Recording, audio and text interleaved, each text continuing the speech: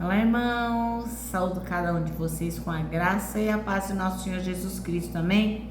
Meu nome é Miriam Anita, estou aqui para, junto com os irmãos, estudarmos um texto de Michele Moreira que diz: Você tem fome do quê? Esse texto foi escrito para o Manancial, que é um devocional que tem meditações diárias, baseado sempre na Bíblia, que é a palavra de Deus. O objetivo do Manancial é inspirar, exortar e edificar a nossa vida espiritual. Eu não ajudei a irmã Michele a escrever esse texto, não dei nenhuma opinião. Então, o que eu vou fazer, meus irmãos? Eu vou ler com os irmãos e contar aquilo que eu entendi. Como eu não dei nenhuma ajuda, a gente vai ler juntos, tá bom? Então, sempre gosto de deixar bem claro que eu não sou teóloga, não sou missionária, não sou pastora, eu não sou nada. Quem sou eu na fila do pão? Eu sou aquela que ama o Senhor Jesus e está aqui para estudar com os irmãos esse texto, tá bom? Então, esse esclarecido, vamos orar e pedir ao Senhor que nos mostre realmente aquilo que a gente precisa aprender, né? Porque às vezes a gente nem tem noção do que precisa aprender. Então, vamos lá. Senhor, que nós possamos compreender o texto bíblico, possamos compreender a mensagem da irmã Michele, para que a gente possa colocar em prática na nossa vida, que nós possamos entender qual é a tua santa vontade e colocá-la em prática. Em teu nome que oramos. Amém. Bem, a nossa porção bíblica está em Deuteronômio 8. Pega aí sua Bíblia, são muitos versículos, né? Então, para não ficar chato só eu lendo, você pega sua Bíblia e a gente vai juntinhos aqui, um acompanhando o outro. Então vai falar sobre um chamado que Deus faz para o povo dele obedecer. Obedeçam cuidadosamente a todos os mandamentos que hoje lhes dou. Assim vocês viverão e se multiplicarão, e entrarão e tomarão posse da terra que o Senhor jurou dar a seus antepassados. Lembrem-se de como o Senhor, seu Deus, os guiou pelo deserto estes 40 anos, humilhando-os e pondo à prova o seu caráter para ver se vocês obedeceriam ou não aos seus mandamentos. Sim, ele os humilhou, permitindo que tivessem fome. Em seguida, ele os sustentou com maná, um alimento que nem vocês nem seus antepassados conheciam, a fim de lhes ensinar que as pessoas não vivem só de pão, mas de toda a palavra que vem da boca do Senhor. Ao longo de todos esses 40 anos, suas roupas não se gastaram e seus pés não incharam, nem criaram bolhas. Pensem nisso. Assim como o pai disciplina o filho, também o Senhor, seu Deus, disciplina vocês para o seu próprio bem. Portanto, obedeçam aos mandamentos do Senhor, seu Deus, andando em seus caminhos e temendo a Ele. Pois o Senhor, seu Deus, está levando vocês para uma terra boa, com riachos e tanques de água, com fontes que jorram nos vales e colinas. É uma terra de trigo e cevada, com vinhedos, figueiras e romãzeiras, com azeite e mel. É uma terra onde há muito alimento e não falta coisa alguma. É uma terra onde há ferro nas rochas e cobre em grande quantidade nos montes. Quando tiverem comida até se saciarem, lembre-se de louvar o Senhor seu Deus pela boa terra que lhes deu. Tenham cuidado para que em meio à fartura não esqueçam do Senhor seu Deus e desobedeçam aos mandamentos, estatutos e decretos que hoje lhes dou. Quando ficarem satisfeitos e forem prósperos, quando tiverem construído belas casas onde morar, e quando seus rebanhos tiverem se tornado numerosos, e sua prata e seu ouro tiveram se multiplicado junto com todos os seus bens, tenham cuidado. Não se tornem orgulhosos e não esqueçam do Senhor seu Deus, que os libertou da escravidão na terra do Egito.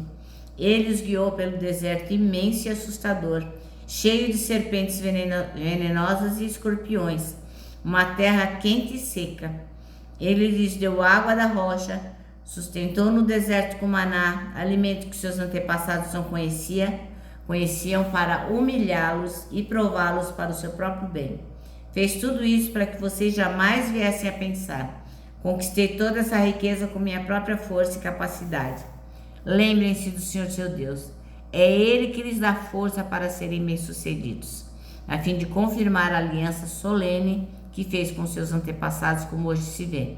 Uma coisa, porém, eu lhes garanto: se vocês se esquecerem do Senhor, seu Deus, e seguirem outros deuses, adorando-os e curvando-se diante deles, certamente serão destruídos.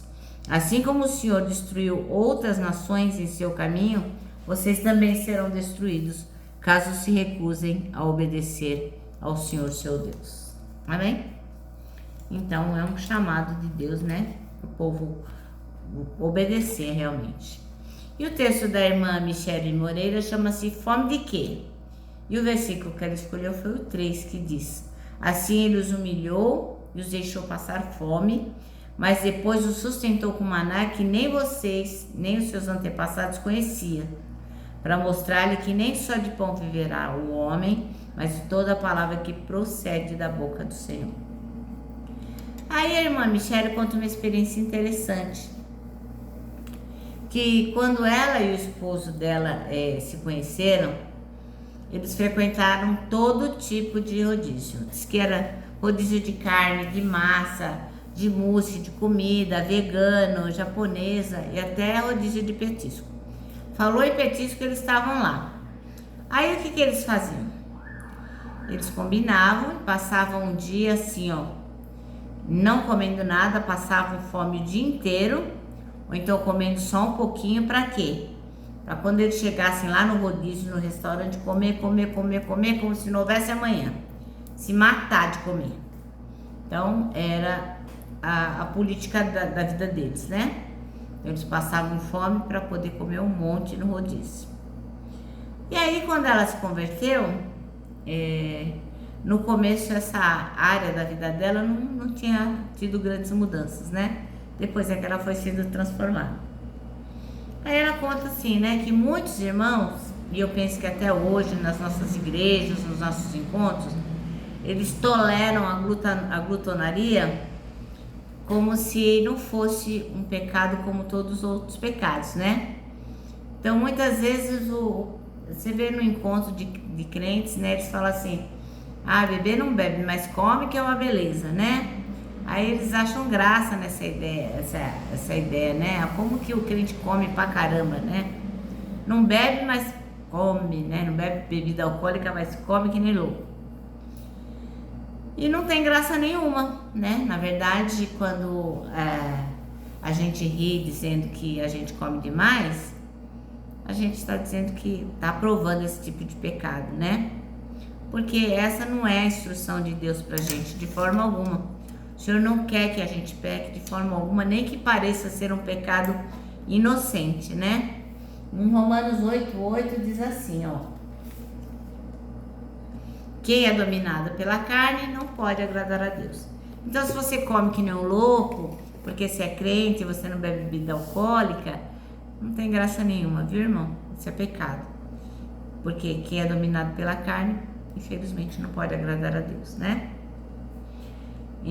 Porque o que o Senhor deseja de nós, o que Ele espera de nós? Que a gente tenha moderação, que a gente seja equilibrado, que a gente tenha domínio próprio, que é fruto do Espírito Santo, como está lá em Gálatas 5:22-23, que diz: entretanto, o fruto do Espírito é amor, alegria, paz, paciência, benignidade, bondade, fidelidade, mansidão e domínio próprio. Contra essas virtudes não há lei. Então, se a gente não tem domínio próprio, come que nem um doido, a gente não está agradando a Deus de forma alguma. Então, a gente volta para o texto que a gente acabou de ler lá em Deuteronômio, né, no capítulo 8. Aí a gente, quando lê, percebe que o quê? Que o povo estava doido para quê? Para satisfazer os desejos da carne e em detrimento da vontade de Deus. A prioridade para eles eram eles mesmos, não o que Deus pretendia. Então eles estavam mais preocupados em terem um alimento físico, né, a comida, do que seguir as orientações daquele que os tirou lá do Egito, né? Fez aquele milagre, tirou-os das garras do faraó, tirou-os lá da escravidão, né? Mas não, com o passar do tempo eles só queriam satisfazer a própria vontade, né? Então, o que Deus fez? Deixou eles passar fome e eles foram humilhados. Para quê? Para que eles pudessem aprender a depender de Deus. Como está em Provérbios 10, 22. Diz assim, ó. 10, 22. A bênção do Senhor, Deus, traz prosperidade e nenhum esforço pode substituí-la. Vou ler de novo. A bênção do Senhor Deus traz prosperidade e nenhum esforço pode substituí-la. Isso quer dizer o quê? Você pode se matar, se esforçar, querer fazer tudo da melhor forma, mas não há nada que possa substituir a bênção do Senhor, né? Então, para nós aqui, ó, não se liga mané. A gente tem que ficar, ó, de olho, ficar alerta. Por quê? Se a gente não aprende por bem, vai aprender por mal, né? Como diz o velho ditado, não aprende pelo amor, aprende pela dor. Então, será que hoje ainda é preciso que Deus nos faça passar por privações para reorganizar as nossas prioridades? Será que Deus vai ter que fazer isso por nós para que a gente possa entender que a prioridade é Ele? Espero que não, né, irmãos? Bom, o nosso manancial termina assim, ó. Que nossa comida seja como a de Jesus, fazer a vontade do Senhor e concluir a sua obra, como está lá em João 4:34. Então presta atenção, irmão. A gulodice, a glutonaria não agrada a Deus, tá bom? Bom, eu vou terminando aqui, né? Deixando meu abraço, porque o abraço é um encontro de dois corações. Então, eu deixo meu abraço de ursa. Lembrando que o abraço só não dá certo em reunião de porco-espinho, mas para nós que temos fome da palavra de Deus, o abraço dá super, mega certo. Quero lembrá-los também, né, do nosso versículo que está no Salmo 73:26, que diz: Deus é a minha força, Ele é tudo que eu sempre preciso. Agora sim, eu vou me despedir com a palavra de ordem que é confia. Confia em Jesus.